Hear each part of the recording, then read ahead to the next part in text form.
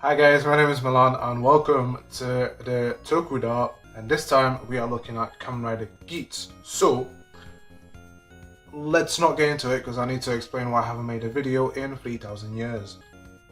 Why haven't I made a revised episode 50 video? Well, when did it end? Like end of August, right? I think I was still at work, so I had a summer job for people wondering. I know you don't care, but yeah, so I had a summer job, and yeah, I think I just didn't have the time, and it's the same for Deca. So the reason why I haven't done a Deca video is because it started airing when I went to work, so I didn't have the time to do it, unfortunately, which I'm bummed about because I love Deca. So if you want to know like what I think of Deca, like it's fucking great. Like you should definitely watch it, but it is what it is. Hopefully I'll do a final episode Toku look for Deca, because I definitely want to talk about some aspects of Deca on my channel. So hopefully that will happen, and hopefully I also talk about the final episode of Dawn Brothers, because Dawn Brothers is a crazy show. And I think that's it. I think that's all the videos that I've missed out. Oh, and Sky Rider. Anyway, let's talk about Geats. So, let's talk about the opening. I don't know why I made such a long pause. Right, the opening is lit. I genuinely love this opening so much, it might be better than I realized. And I know that's a very sussy statement right there, but hear me out, okay? There are openings, not just in Toku, right? We have anime, we have other shows, whatever, and you have their openings if they have one, and sometimes you just feel like it just doesn't fit the vibe, you know. It just doesn't fit the vibe of the show. And like you hear Trust Last, that's the name of the opening, and it slaps. It really slaps, and it really fits the whole thing of Geats, and I just really love it. Like, and it's really great to hear again. I forgot their name. I know they were called Gaim no Kaze, I think, for when Gaim was airing, because they were the people that did Gaim's opening, and now they're doing I think they're a feature, or maybe they're the main artist.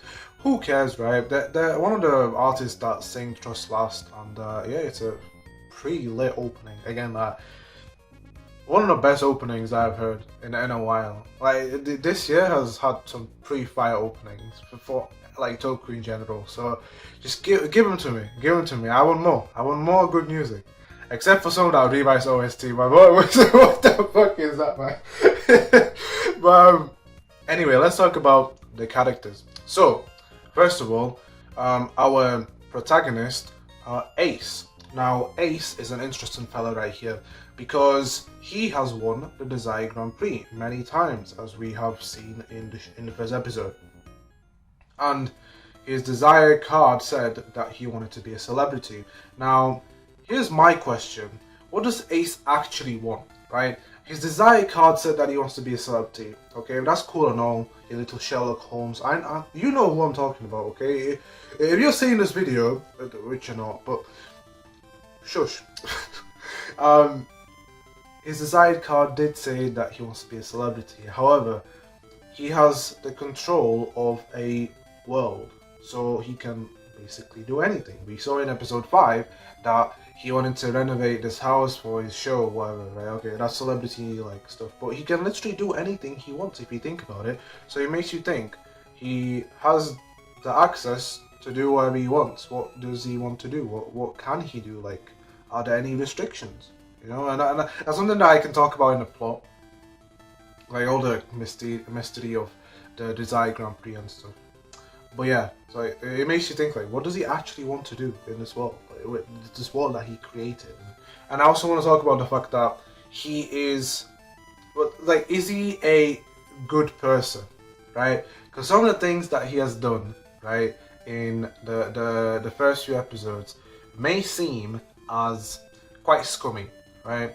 Like the way he said that he wants to do the Desire Grand Prix to help poor children, right? Or like unfairly like treated children, or what he said to Kayla.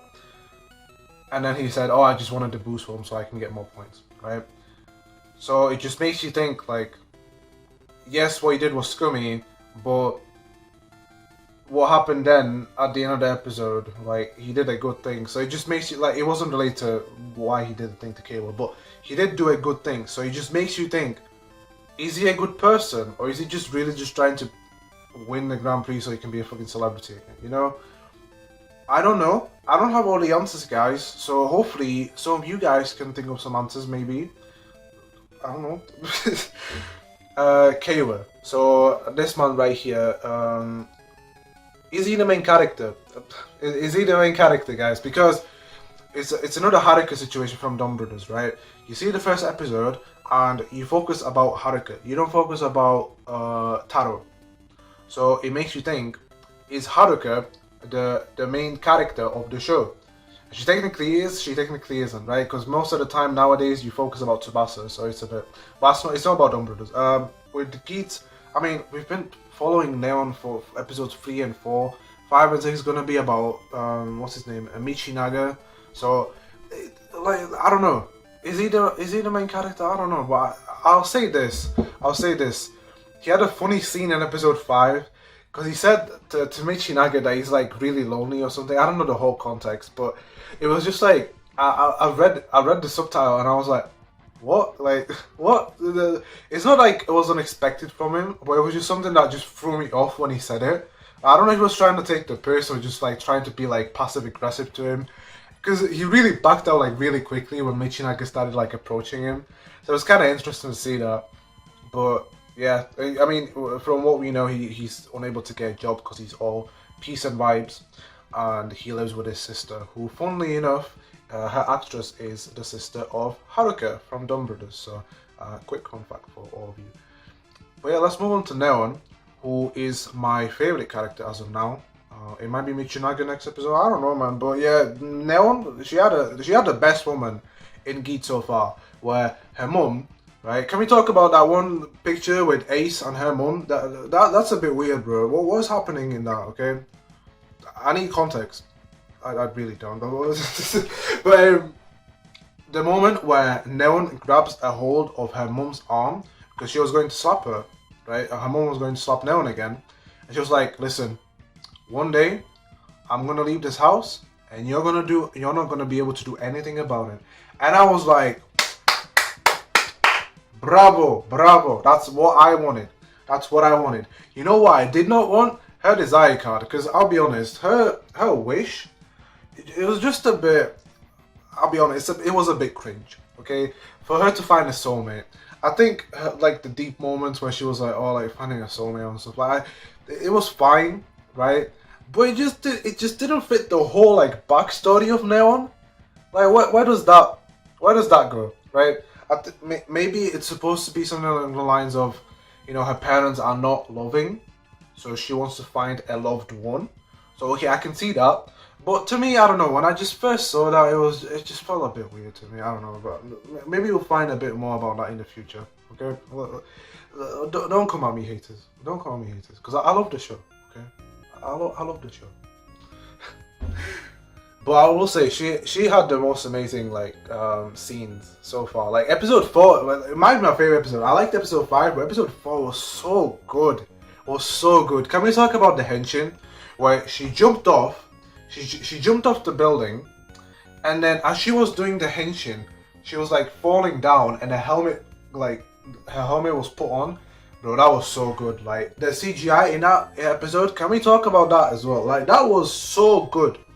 That CGI, like you can tell it was CGI, but it just looked good. Like everything just looked good in that episode. Like you know when she does the hammer boost hammer whatever grand victory, where she holds this big hammer and it turns into like this rocket hammer. That's what I'm talking about right there. That was amazing, and I want to see more of that. I'll be honest, the fight scenes in Geats have been pretty chill. Like I've enjoyed the fights. Like the first episode and episode 4, easy for Toei to impress me. Easy. Well, that's all I can say about Neon. Like she's had the best character arc in 2 episodes, and she's had the best fight scene so far. Give me more, guys. Give me more. I love it, man. I love it. Michinaga or Buffer. So, from what we know, he lost a colleague or friend, and it it's gonna relate to his Jedi card, I guess, next episode. Who knows? Who knows? But I've noticed in my notes, it looks like he's kind of like this Tsundere character because he keeps on saying stuff like, "Oh, I hate all Kamen Riders. I hate all you people. Like, you guys can just piss off." And it just makes you think what made him turn that way, because he was still kind of like pessimistic in that first scene in episode 5, but he definitely had like a sense of heart. Like he still was like a good person, and I'm not saying he's not a bad person, right? But I'm just saying something about him changed. We know why, but it just makes you think like, how can it get that bad? How can it get that bad? Well, you should just hate. Well, he doesn't hate everyone. He's not like the pawn. Like that, we can talk about the pawn in a second, but it's just something, I don't know, something to think about. Okay. I just want to quickly talk about Tomori and Gidori. I forgot he was even called something. Them two are okay. No horny, please. no horny today, okay? She's a good-looking girl. Okay, let's just leave it at that, guys. Okay, I don't need this in the comments today.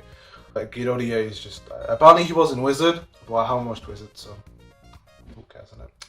And then let's talk about the other people that I don't care about. Because I don't know, I just can't care less. So Mary, I don't know his name. Apparently he's acted like some famous comedian, which is cool enough for me, but I don't watch Japanese comedian shows, so I don't know the context, and I will say his character is the weirdest so far, because you start the show and he's helping out Neon, like he's being this kind of nice character.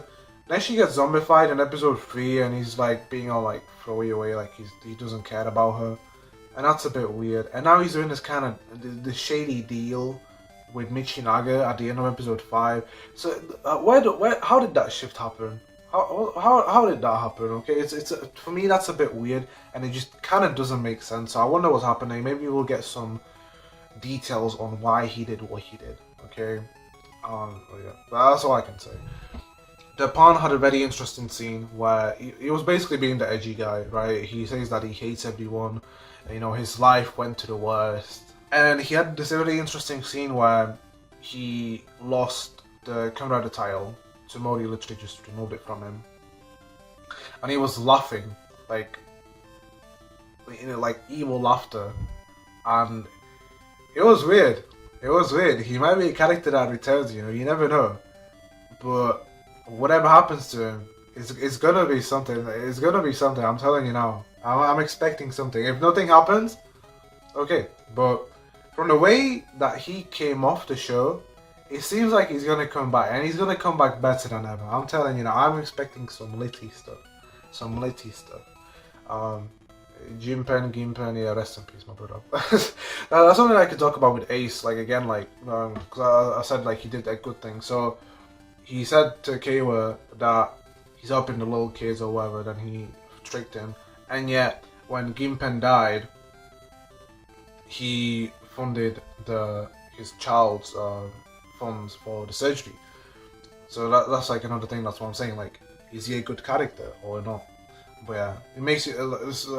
Can we talk about Shiro as well? Like, rest in peace, my brother. Rest in peace, that guy as well. But let's talk about the plot.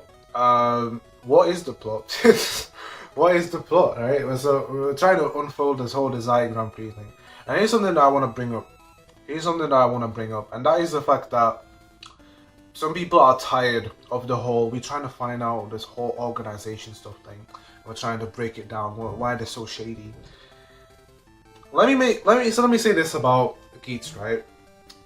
I'll break down every Raver show. So with 01, we had Zaya. I forgot the company that he was in. We didn't really focus on that. We were really focused about like the humor gears and stuff. So that you could care less, right? sort of logos in Saber. But no one talked about that until fucking Rake showed up. And even then, no one cared, because fuck those characters, you know what I mean? Like, and then, Revice, Phoenix, yeah, Daiji was part of Phoenix, but again, that place was never like unfolding that whole thing. Like, yeah, there was the aspect like where you're unfolding what's going on, but it didn't feel like it. Whereas in a Desire Grand Prix, every single character that we know in the show is like main character is in the Desire Grand Prix, and so you want to know, as a result of this, what is going on in a Desire Grand Prix. Because you want to know the future of our characters, you know, a favorite character of yours may disappear and you may want to know what happens after that, right? Do they die? Do they disappear? Some theorize that they may turn into the Yamato, okay? And it just makes you think, like, you know, what is the whole thing with the Desire Grand Prix?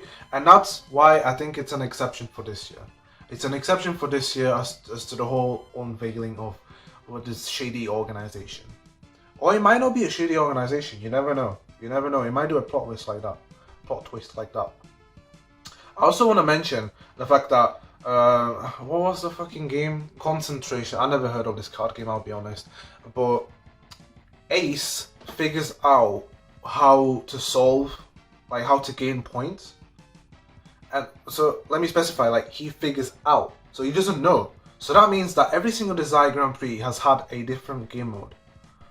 Every single time, which means that Ace most likely doesn't know every single game in the Desire Grand Prix, which also means that it's randomized, which also makes you think, like again, like what is going on, how it can be randomized. Like at that point, it just feels like the Yamato are being controlled by the Desire Grand Prix, right? Because it's just a bit silly. But who knows? We'll have to find out if you watch more of Kamen Rider Geats, because I recommend this show. After watching the first 5 episodes, it has really intrigued me. Like it's the first show in a while where like there's so much mystery. I just want to unpack it all, man. I want to know where these characters will end up in the next few episodes. How it's gonna affect this whole like game, and who comes out in glory. You know, who's gonna get that big world-changing win of getting a new world? You know, it's crazy. Like that's why I'm gonna leave it at. Like, think about the fact that you can create your world, like your desire. What is your desire? Right? Let's make it cringe. What is your desire? I'm gonna end the episode on this. What is your desire? It's like if you watch Lucifer. So what is your desire? You know, I'm not gonna do that, but if you've seen Lucifer, good show. But anyway, that's all that I'm gonna talk about. As you can see, I don't have my tripod today. But just a bit of an update on the channel, and I'll see you guys in the next video, right? No, I'll see you guys next time. It's been a pleasure doing another video, so peace.